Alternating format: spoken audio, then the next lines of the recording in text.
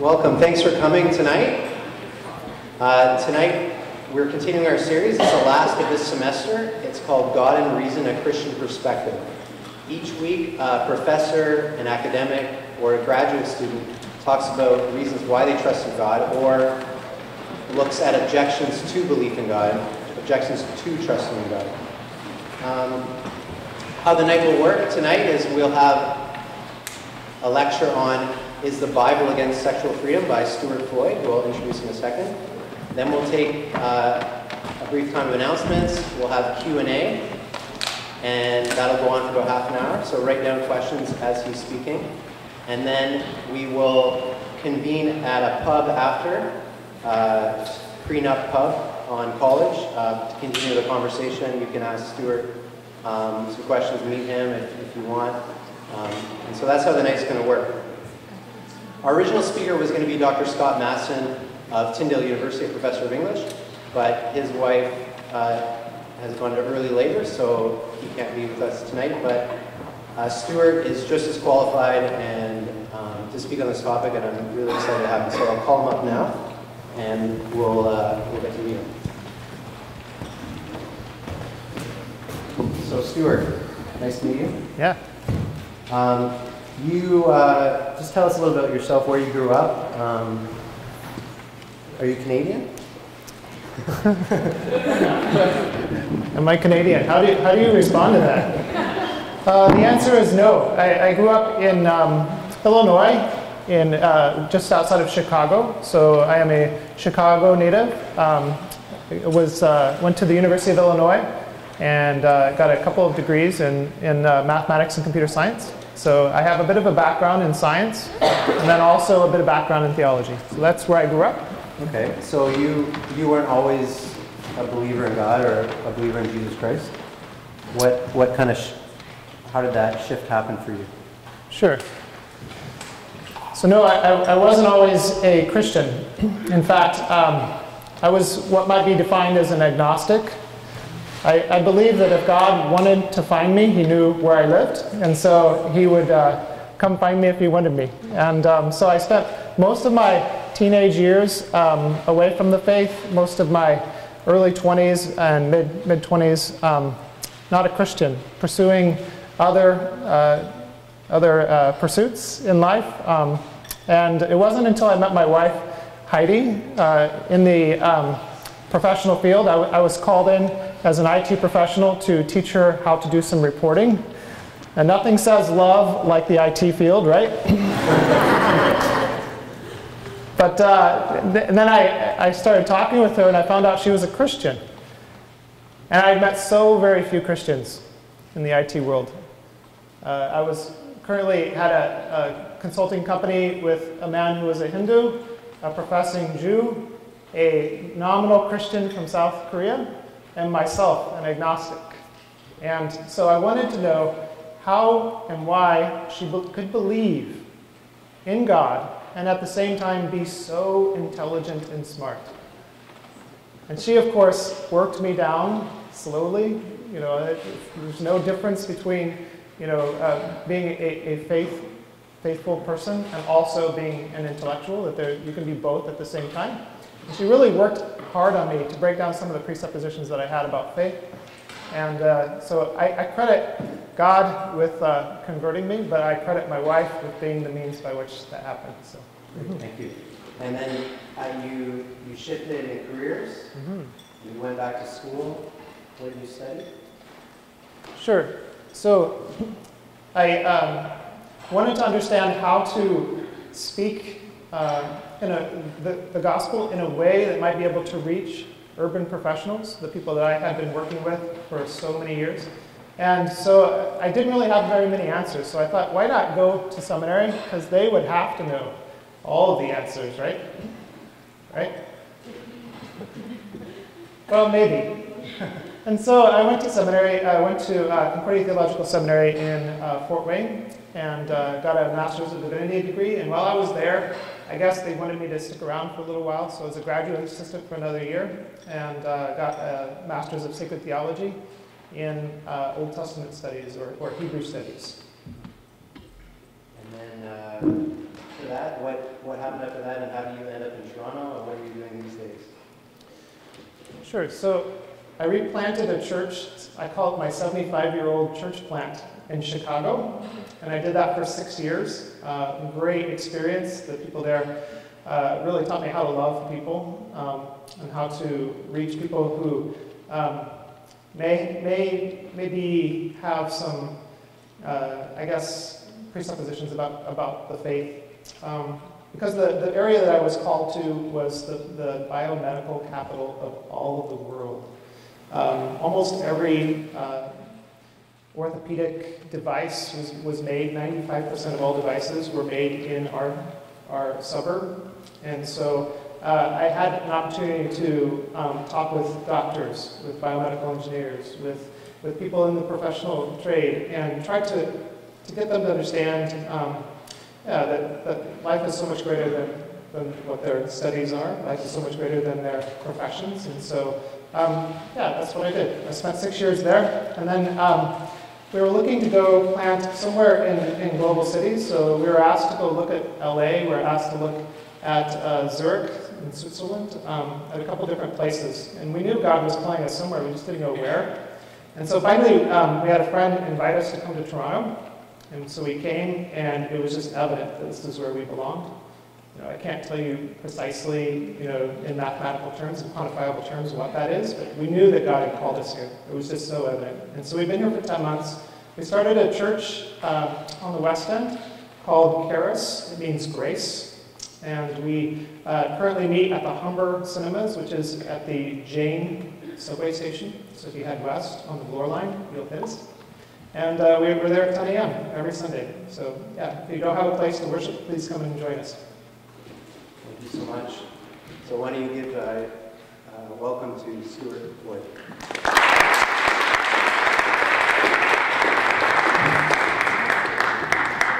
Thank you, Nick, for having me. Thank you, The Power to Change, for being here.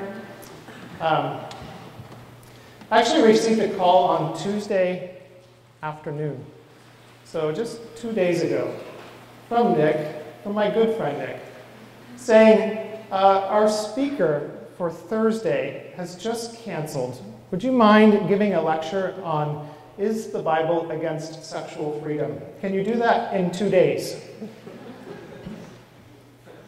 I think the answer still remains to be seen. The reason Scott was unable, your speaker was unable to be with you today is that his wife went into premature labor.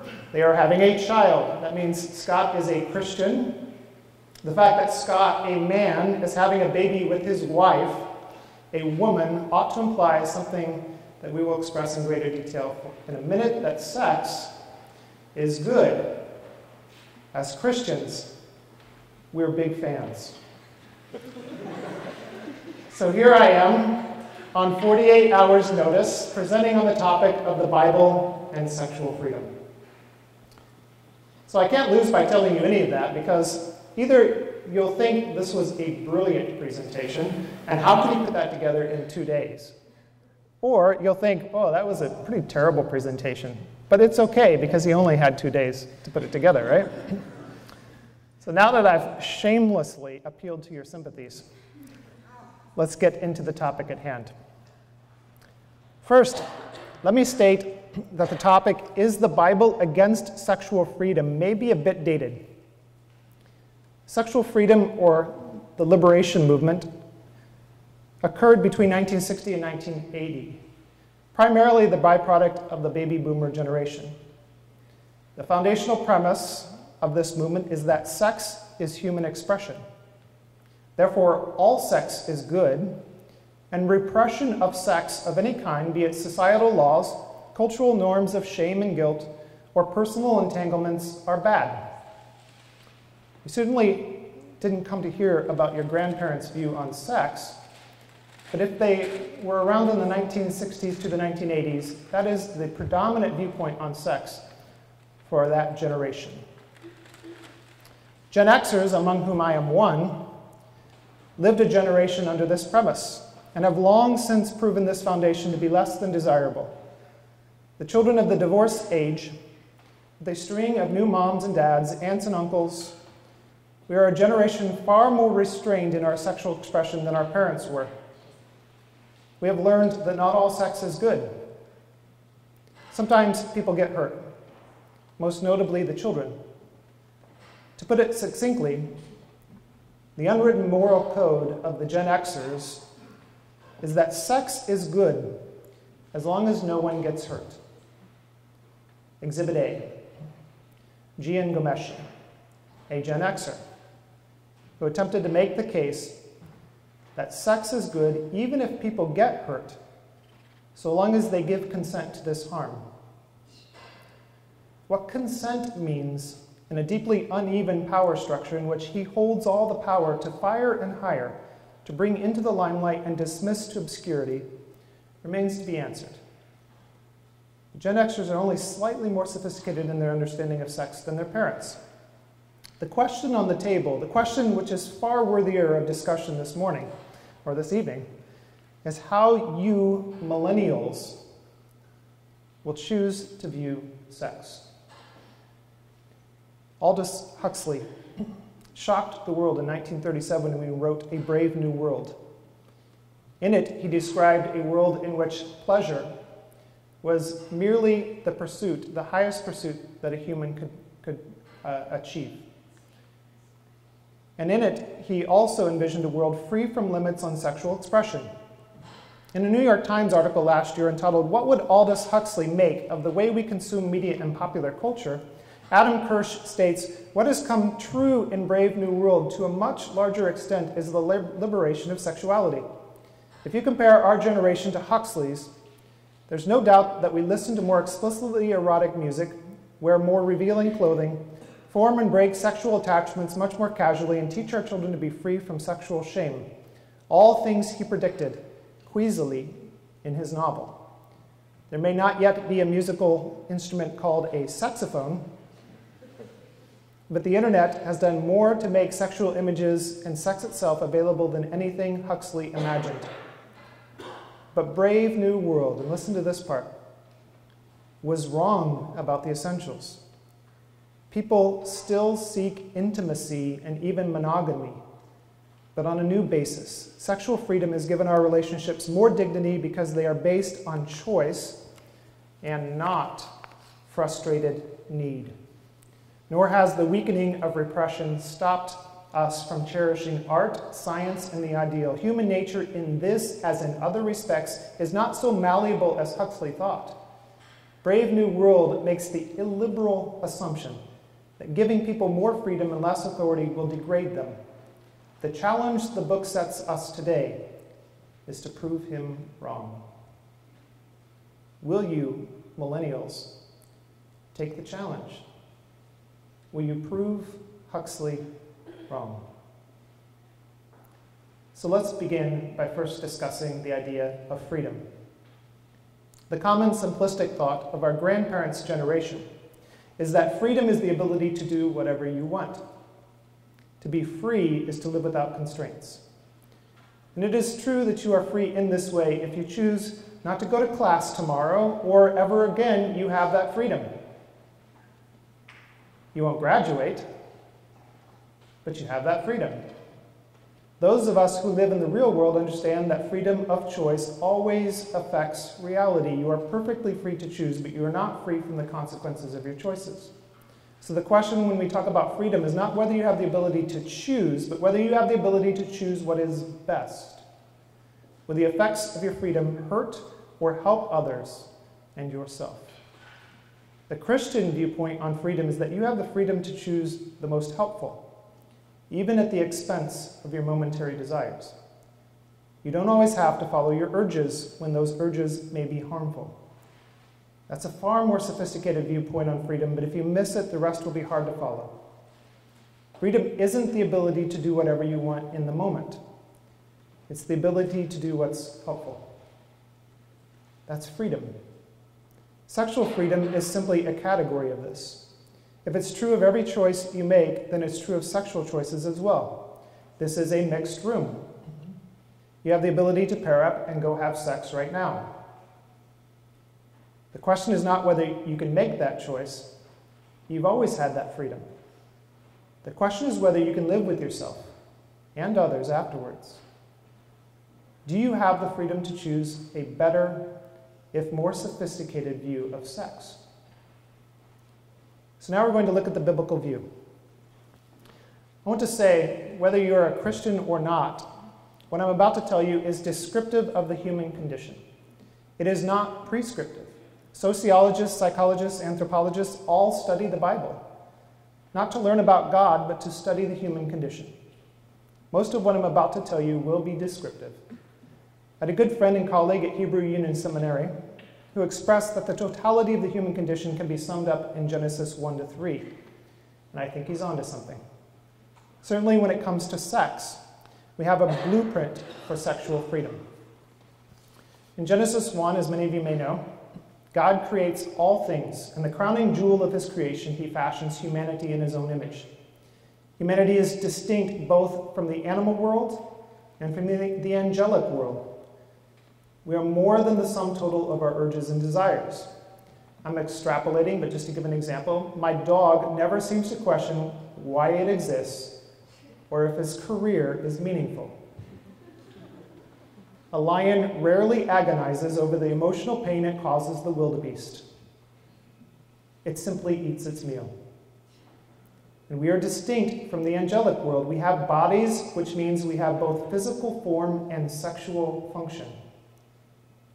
God creates all things good, but humanity he deems very good. There are two things God singles out, however, even as a special blessing, a barakoth for his people. One, God says, be fruitful and multiply and cover or fill the earth. Now, he may be saying more by this, but he's not saying less than this. He's telling his people, have sex. It's good. Again, he says, have dominion over all that I've made. He may be saying a lot more than this, but he is saying exercise power, because that's good. Sex and power in the beginning are deep blessings for our flourishing, for our good, not for our bad. And because this is such a source of misunderstanding, let me state it again. From the Christian worldview, nothing in our universe is created for evil. Not even the two most misunderstood of all, sex and power. Both are given by God to enjoy. Both are redeemable. To bring it back to the physical for a second, the man and the woman were both naked and were not ashamed. There were no barriers. They were perfectly able to be in each other's presence just as they were, without any fear of judgment or ridicule from the other. This is sexual freedom. The ability to have sex. All sorts of sex in every possible way. Sex, freely choosing the better on behalf of the other with no dark side. This is sex in Genesis 1.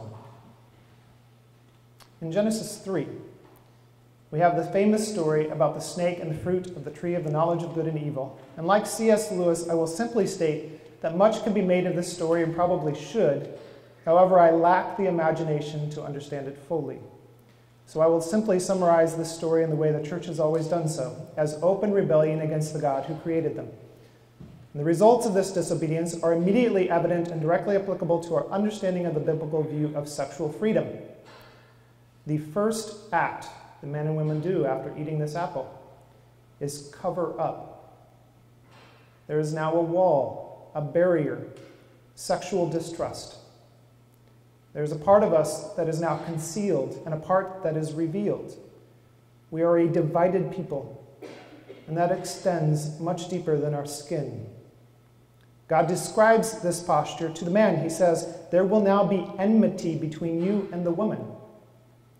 You will be like two magnets facing in the same polar direction. If you try to put them together, they will repel each other. To the woman, he says, your desire will be for your husband, and he will rule over you. There is now a power struggle in sex. There are politics involved. It is a negotiation, a constant hiding and revealing of who we are, a vying for power. This is beautifully described by John Steinbeck, 20th century Nobel Prize-winning author in East of Eden, arguably his best work, certainly better than Grapes of Wrath.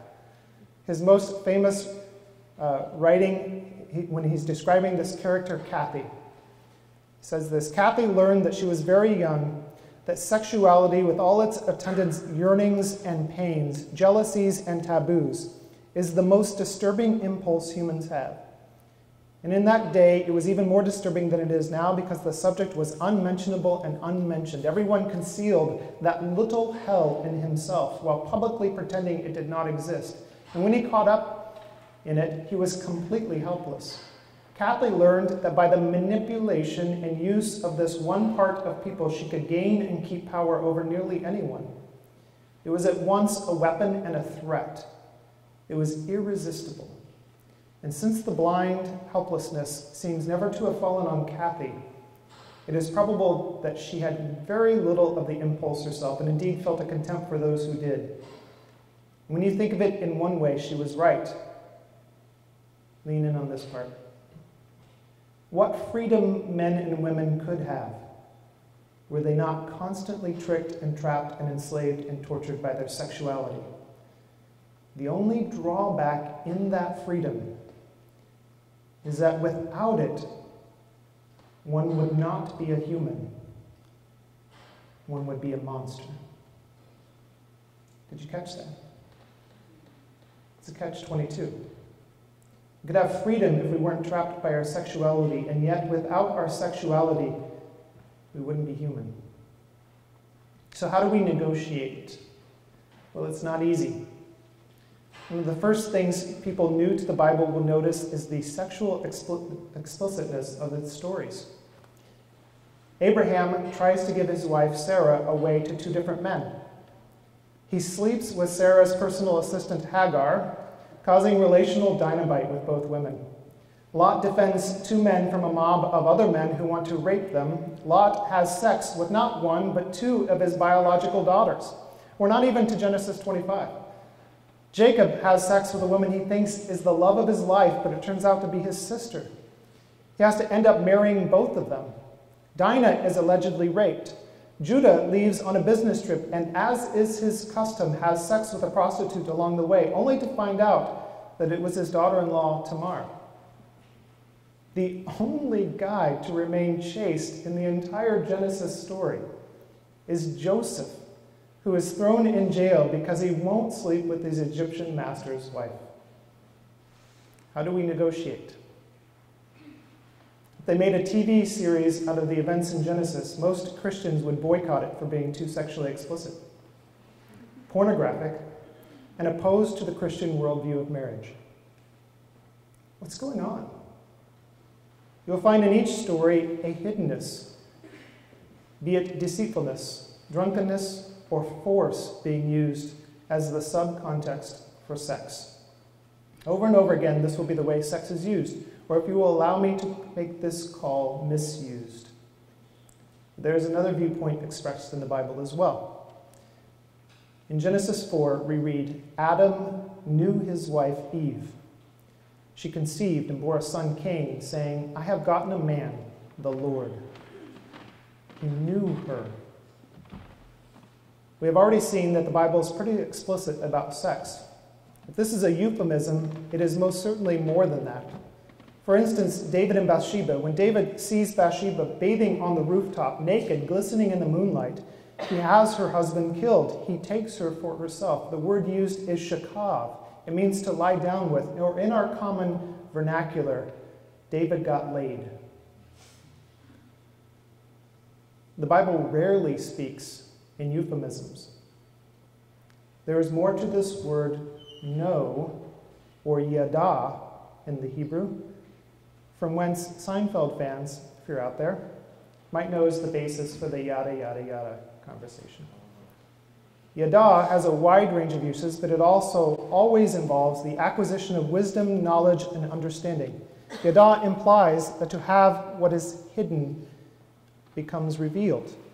This word is used of the sexual relationship. You can know someone. It's possible.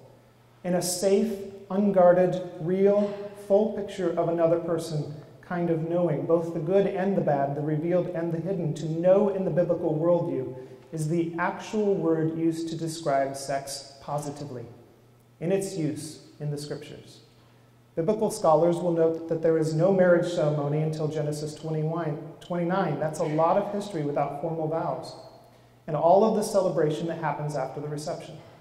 It's because the ceremony is a natural outflow of this yada, this knowing perfectly.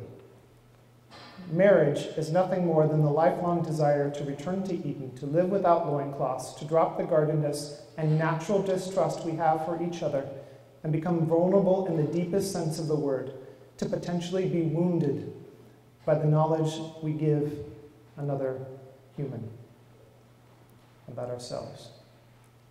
Or to put it a little differently, to not be divided, to not have a public persona and a private one, to have someone know the real you, good and bad, and accept you as you are. You hear it in our marriage vows, to love and to cherish, for better, for worse, in sickness and in health, until death do us part. That's both the beauty and the difficulty of the Christian idea of marriage. And it's one of the reasons that pornography, prostitution, trafficking is, from a Christian worldview, so damaging. There isn't even an attempt in these types of sexual acts to know the other person involved. We use words in the English borrowed from the marketplace. We objectify them, dehumanize, unyada them, not even attempting to know them. But what about more innocuous sex? What about in a committed dating relationship? What about real efforts to get to know another person, even in a sexual way? Let me just simply say that there is no biblical reference for dating in the Bible. I took that directly from Tim Keller. You're welcome. It just isn't a concept we find in there. In many respects, it is a new 3 generations now we've been experimenting with this. It's a new idea that the Western world is trying out. And I can't actually give you much advice here. I will simply quote Tim Keller and say, instead of abandoning the idea of dating willy-nilly, we should admit the problems with contemporary dating models and dialogue about how dating can be different in a Christian community. Now, I'm even less prepared to answer that based upon my own experience. I was not a Christian in my early 20s and mid-20s like many of you are. I don't know what it's like to remain abstinent through these years. I've had sex both inside and outside of marriage, as an agnostic and as a Christian. Like Augustine in his Confessions, I can say, bodily desire like a morass, an adolescent sex welling up within me exuded mists which clouded over and obscured my heart, so that I could not distinguish the clear light of true love from the murk of lust. And like Augustine, I know that sex without the desire to be fully known or fully committed to knowing another person is not the pinnacle of sexual freedom. If freedom is having the power to do what you should, even when you don't want to, and being okay with that, then sexual freedom is actually refraining until you meet someone fully willing to commit to you wholeheartedly. Without this, the effects of sex have a way of damaging the relationship, not strengthening it. That's why rarely will you remain friends with someone you've had sex with. No matter how hard you try, there is always an inherent rejection, a judgment, a power play from either you or your partner or both. Having sex with someone means they've seen parts of you physically, mentally, emotionally, spiritually. There's a shared intimacy, and because you're keeping it casual, you've chosen to fully accept and ultimately not to love each other.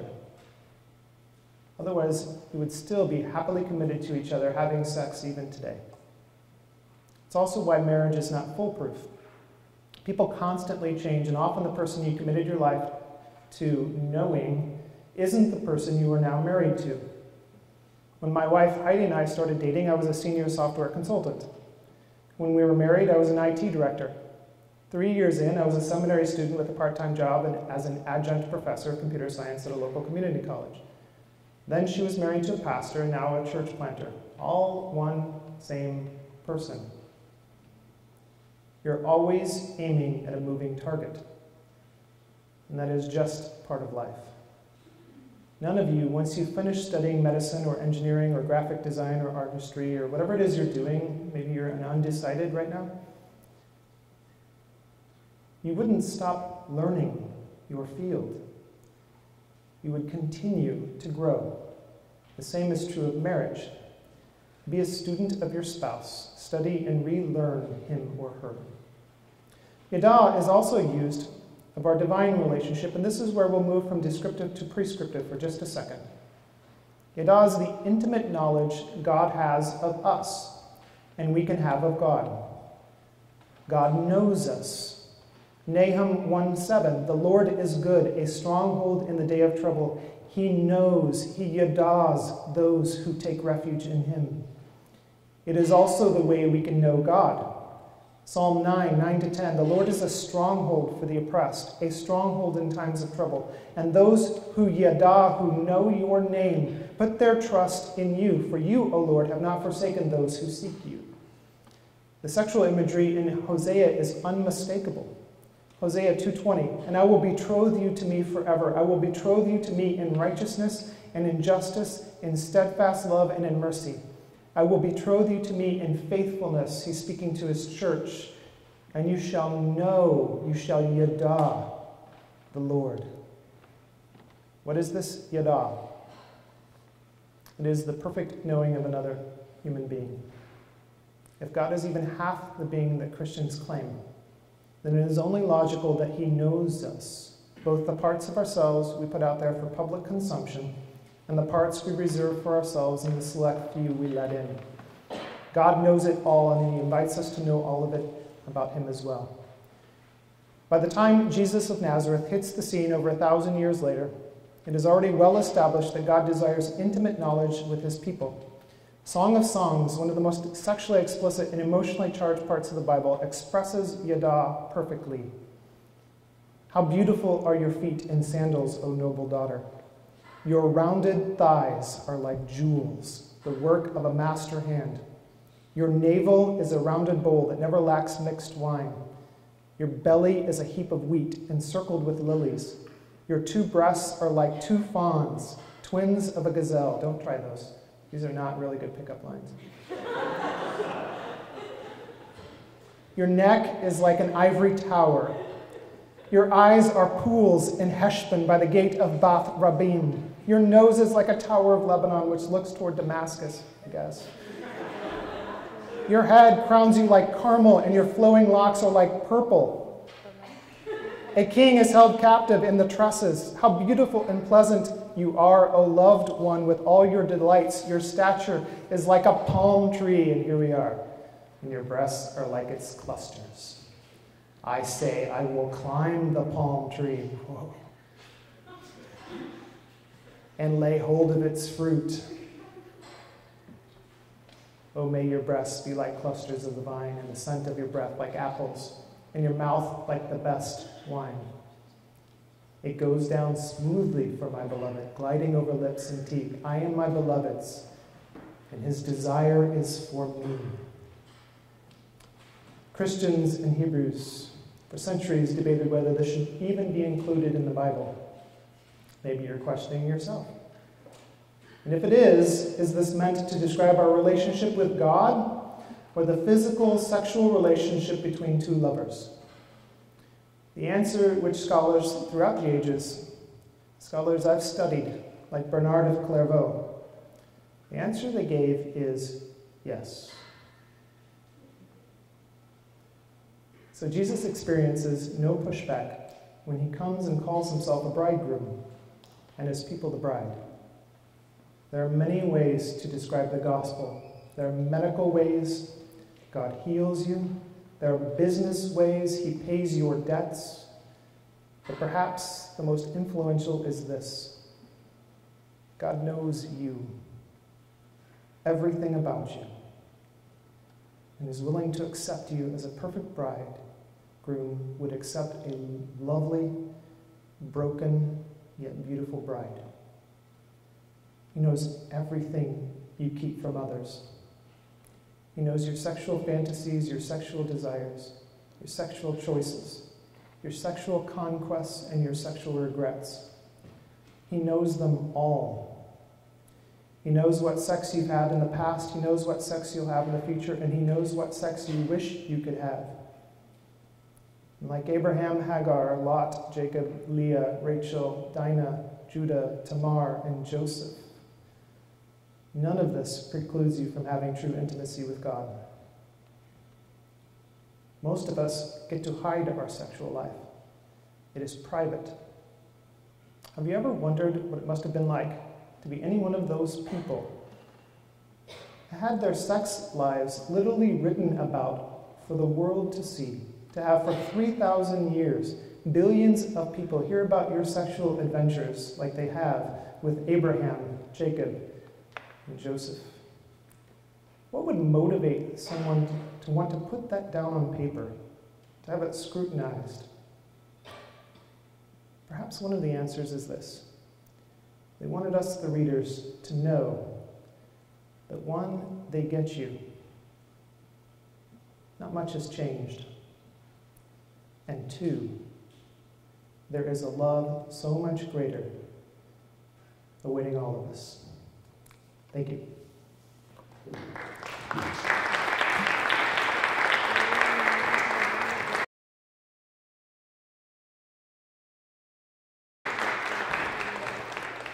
Thank you so much, Stuart. Fascinating talk. We're going to open up time for Q&A. Just some ground rules for Q&A. You can speak a little bit before you ask your question, but just to preface your question, we don't want a speech. And keep it to one question. 5 questions in a row. You can't answer all those, and we'll stop you. So I'm going to stand up here and just moderate. But Stuart will love to answer your questions, and we'll do that for about half an hour. And so if you have a question, stand up and in a clear voice state your question. Thank you.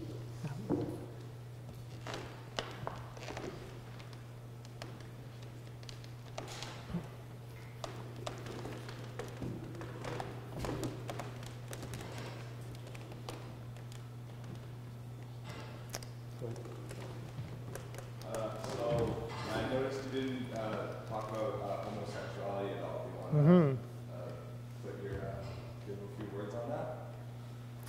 Sure. Well, we have a half hour for Q&A, so it's probably over now with that question, because I think we could cover that in about a half hour maybe, or 2 or 3 hours, right? I mean, that's a huge topic. And the reason why I didn't want to get into it is because I don't think we could address it and properly address sex in general, and do it in a way that I think does justice to it. So I certainly don't think that my quick answer here will do justice to it either. I will just state that when Jesus was asked about marriage, like in particular, that he went back to Genesis 1-3, right? And so the question, I guess, that you'd have to ask is whether when Jesus is describing what he sees as a relationship, is the fact that Adam is a man and Eve a woman, is that incidental or is that integral to the story? And I personally fall down on the side that it's integral. Like you couldn't substitute or switch the gender of the two people involved and have it be the same story. So I would look at it from that perspective, just using Jesus' words and saying, hey, this is the way we were created, this is the story that we have of how we were created, and this is the one that we use when we're talking about marriage and divorce. So yeah, that's a very simple, very short answer to what is a much bigger question. And if you have follow-up questions on that, I'd love to talk more specifically about that subject, or anybody else. Mm-hmm.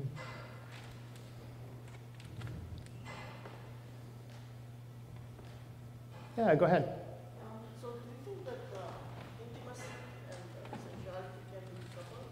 And the knowing, the yada that you're mentioning, can it occur without sexuality? I'm trying to hear you, and I didn't catch it all. I apologize. Could you repeat it? Yeah.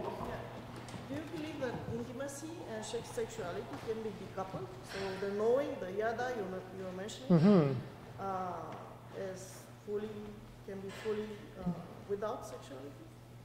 That's a great question. So the question is, can you decouple sexuality from intimacy?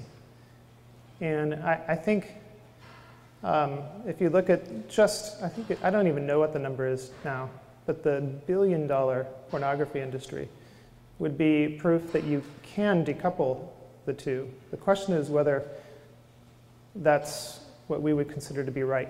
Whether that's good for both the individual who is consuming the pornography and for the industry, those people who are in the industry. Is that good for them? Is that helpful or harmful? I would make the case that it's harmful. I think you can decouple it. That's part of the fall, from my perspective, from a theological perspective. Yeah. This was not the question. So Oh, I'm sorry. Yeah, go ahead. Can you experience intimacy without sexuality? Can you experience intimacy without sexuality? That's a great question. And the answer to that would be yes, yeah. In fact, yada is used not just of the sex between a couple, but also it's used as our relationship with God, and it's even used in certain instances to describe friendship, intimacy in that way. And so you'll see this word being used and stretched in meaning, and so you can, from a theological perspective, understand and have yada without actually engaging in the sexual act. Yeah, totally. Did that answer your question? Sorry. Yeah, of course I have follow-up questions, but Okay. Other people do. Okay, sure. Maybe we could talk at the pub or something. Okay. Next questions.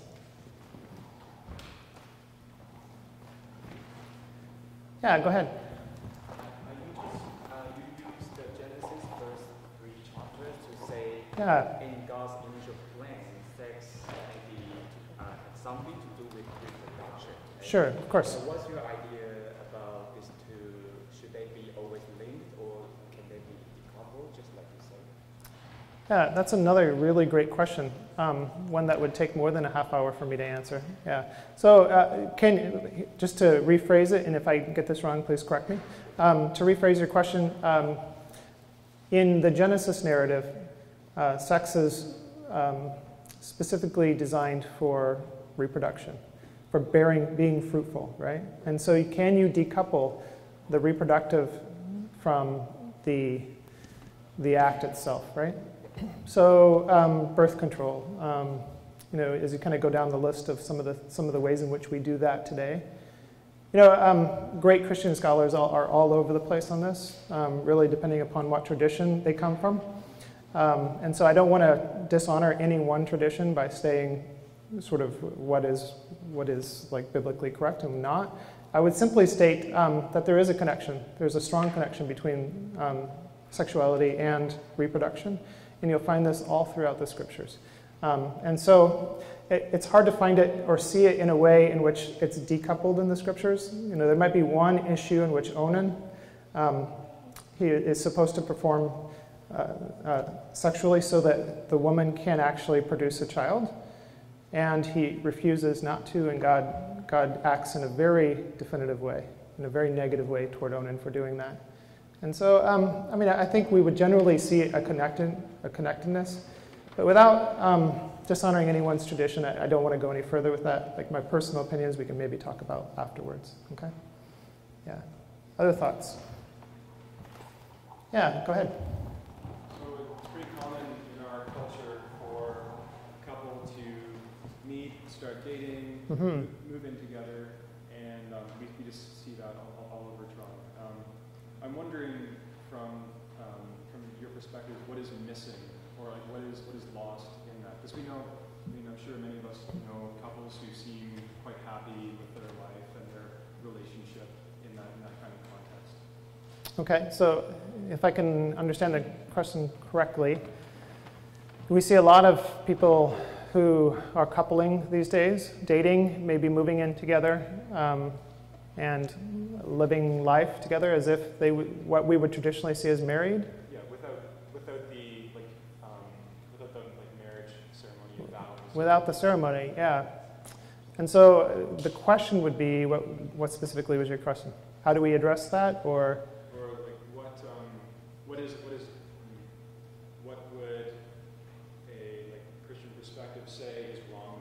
What is missing? Yeah, so what is missing with that, right? It's a great question. I think there are a couple ways of answering that. I will just simply state, again, that the people were husband and wife in Genesis long before they had a marriage ceremony, okay? And so Christians are actually all over the place historically about the place and role of the ceremony in the marriage. And so again, I don't want to show disrespect or respect to any one tradition. For instance, I was a Lutheran tradition. They didn't even want to have a Christian ceremony inside the wedding, a wedding ceremony inside of a church, because they felt like it was a secular, it's something that everybody does, whether they believe in God or not. Everybody gets married. So they didn't want to put those together. I would simply state that what I think you'll see scripturally in this is that without a commitment, without an understanding that you're giving your whole self to this person, your whole self, committing yourself completely, that I think that the challenge will be, how will that relationship go forward when trouble strikes, when difficulties occur? That would be I'd be, just from a pastoral perspective, I'd be very concerned about them. Without that commitment to truly be in it 100%, which you get in a marriage ceremony, which you get when you're committed in that way. Yeah. So this probably doesn't answer your question completely, but I do think you're setting yourself up for more harm than good by not having that total commitment of that individual when you enter a relationship like that. Yeah. Other questions, thoughts? Yeah, go ahead. It seems, from what I've heard in your talk, an implicit assumption in what you describe as a Christian view of sex is that there's one way to do sex right, and it's been that way for all times and will be that way for all people and for all times. What reasons do you have for finding that idea convincing, given the vast diversity of human beings, genetic conditions, and sexual identities, and all those things that we see in the world today and actually have been shown through all history? Okay, so if I can maybe boil down your question, we have a diverse sexual expression today, and so why would we seek to limit it to what I've presented as the biblical understanding of sexuality? Well, why would the right way to do sex come in a form that is never going to change and is always going to be this uniform across all distinctions of people and culture and lifestyle and historical time period? Yeah, I'm trying to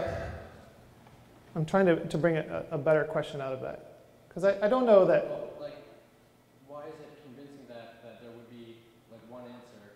Why would the answer to sexuality seem to resemble the answer to a math problem? If there's a yes or no, there's a binary answer. It's like you go this way or you go the wrong way, and it's always going to be that way. It's always going to prove, just like the mathematical theorems never change over time. Why does sex seem to be a mathematical theorem?